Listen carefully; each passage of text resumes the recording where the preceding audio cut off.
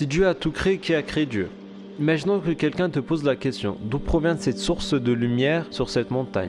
On va te répondre du soleil. Puis d'où provient cette source de lumière sur cette ville? On va te répondre du soleil. Et que l'on te réponde à chaque fois du soleil. Et puis on te demande en retour, pourquoi tu dis à chaque fois le soleil? Dans ce cas-là, d'où provient la lumière du soleil?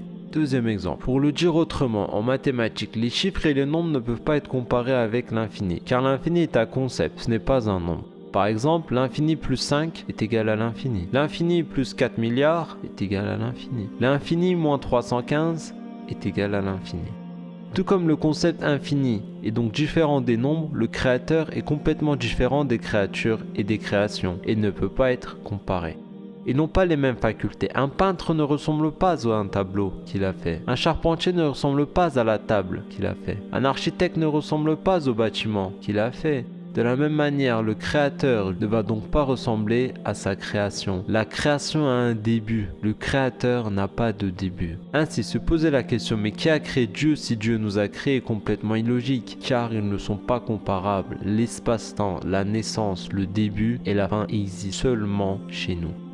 Troisième exemple, on observe un train avec des wagons. On commence par le dernier des wagons, puis on se pose la question, mais quel wagon tire le wagon numéro 10, qui lui permet d'avancer? On va dire c'est le wagon numéro 9. Et quel wagon permet de faire avancer le wagon numéro 9? On va dire c'est le wagon numéro 8. Ainsi de suite, puis on arrive au wagon numéro 2. Quel wagon permet de faire avancer le wagon numéro 2? On va te répondre c'est le wagon numéro 1. Et quel est le wagon qui permet de faire avancer le wagon numéro 1? Aucun wagon.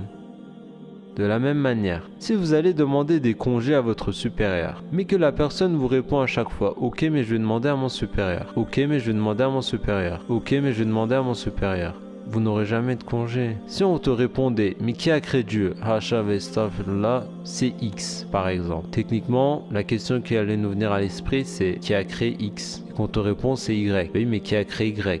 Ton réponse, c'est Z. Oui, mais qui a créé Z? Et ça en finit pas.